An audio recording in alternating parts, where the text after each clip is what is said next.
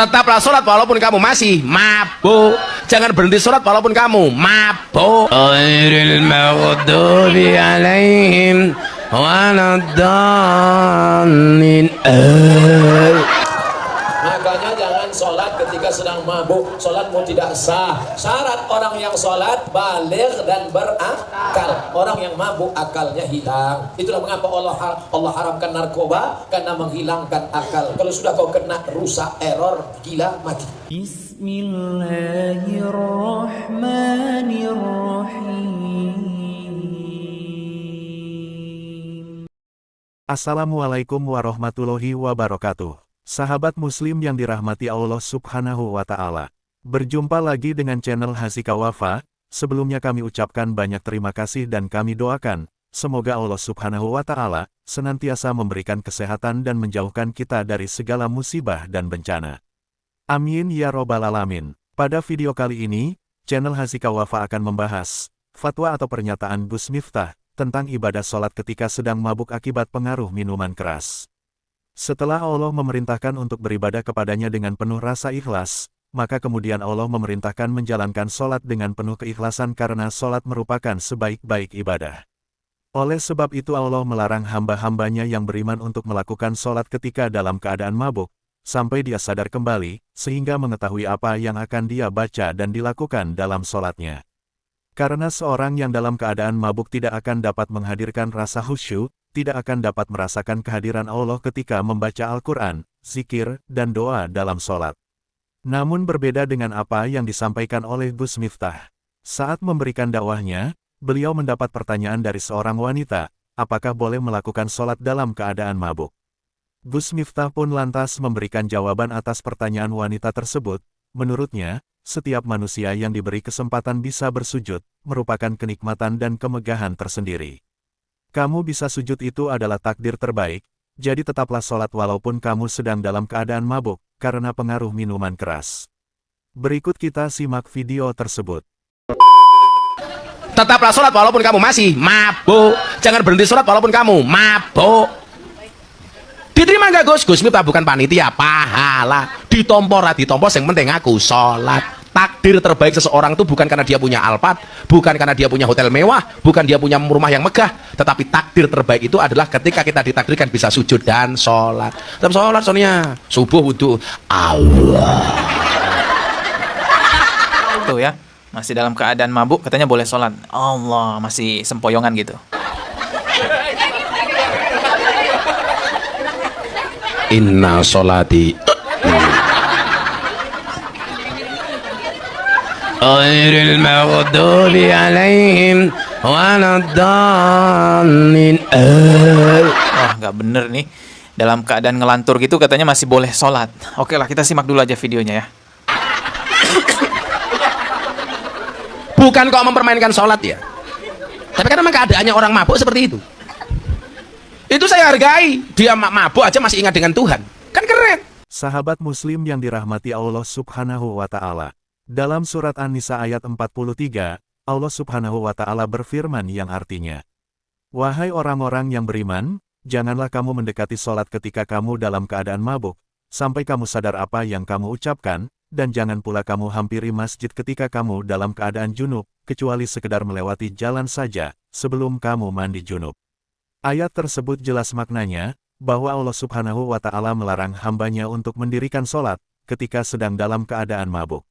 Setelah Allah memerintahkan untuk beribadah kepadanya dengan penuh rasa ikhlas, maka kemudian Allah memerintahkan menjalankan sholat dengan penuh keikhlasan, karena sholat merupakan sebaik-baik ibadah. Oleh sebab itu Allah melarang hamba-hambanya yang beriman untuk melakukan sholat ketika dalam keadaan mabuk sampai dia sadar kembali, sehingga mengetahui apa yang akan dia baca dan dilakukan dalam sholatnya.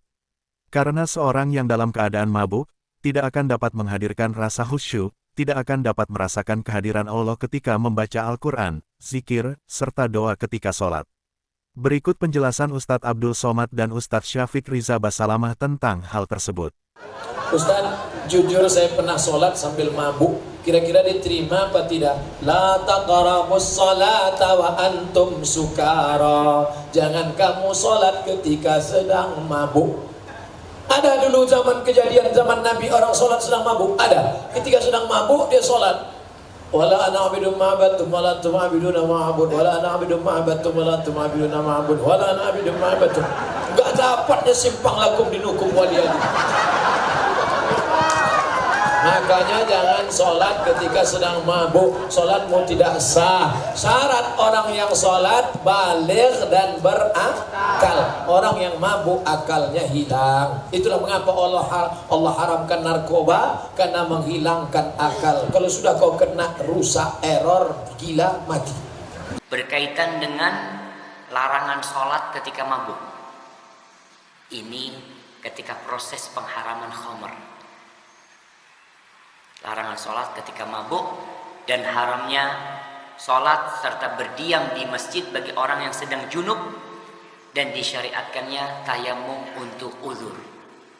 Ini di surat An-Nisa ayat 43. Allah mengatakan, ya ayyuhalladzina amanu, wahai orang-orang yang beriman, la taqrabus sholata wa antum sukara.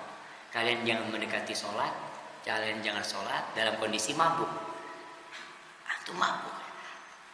Proses pengharaman khamr ini subhanallah cukup panjang. Dari sejak mulai pertanyaan tentang khamr dan judi, qul fihima itsmun kabir wa manafi'u linnas. Khamr itu ada bahayanya yang sangat besar, dosa yang besar, ada manfaatnya buat manusia, tapi dosanya bahayanya lebih besar daripada manfaatnya. Ketika turun ayat ini, orang yang cerdas akan meninggalkan. Karena orang cerdas itu berpikir manfaat untuk diri. Orang bekerja berpikir manfaat untuk diri. Kalau dia mengatakan ini bahaya buat anak, kenapa anak lakukan itu? Dia akan meninggalkan. Ini orang yang cerdas. Tapi ada orang yang mungkin sudah tenggelam. Seperti orang yang kena sabu-sabu, itu susah kadang-kadang untuk dibalikin. Ada yang mengatakan otaknya itu udah kopior. Jadi tahu kalau dibuka itu sudah keluar luber otaknya. Karena sabu-sabu itu sendiri. Sehingga ketika dikasih tahu nggak masuk sama dia. Baik, kemudian turun ayat ini di surat An-Nisa ayat 43, jangan kalian mendekati sholat dalam kondisi mabuk. Mulai nih ada aturan yang mengikat. Dulunya mereka sholat dalam kondisi mabuk. Sebelum turunnya ayat ini, sahabat waktu azan sholat. Ada yang jadi imam, mungkin seharusnya sholat 4 rakaat, sholatnya bisa 8 rakaat. Pernah salah satu ustadz di Banjar cerita dia masih di pesantren, dia azan. Tahu-tahu masuk 2 orang mabuk. Qomat, kata dia. Ini masih kecil, kata dia. Dia qomat jam. Allahu Akbar, Allahu Akbar. Yang mabuk jadi imam. Allahu Akbar, sholat duhur bacaannya keras. Dikasih subhanallah, terus gitu. Alhamdulillah sholatnya masih 4 rakaat. Assalamualaikum. Jamaahnya nasihat, tadi itu sholat duhur, kata dia. Seharusnya bacaannya nggak keras, kata dia. Loh, sholat Jumat kok keras bacaannya? Ini orang mabuk masih separuh sadar dia mau sholat Jumat kok bacaannya keras. Allah larang. Mulai orang yang berakal sudah memikirkan. Semoga video ini bermanfaat bagi kita semua dan menambah tingkat keimanan kita kepada Allah Subhanahu wa Ta'ala. Wassalamualaikum warahmatullahi wabarakatuh.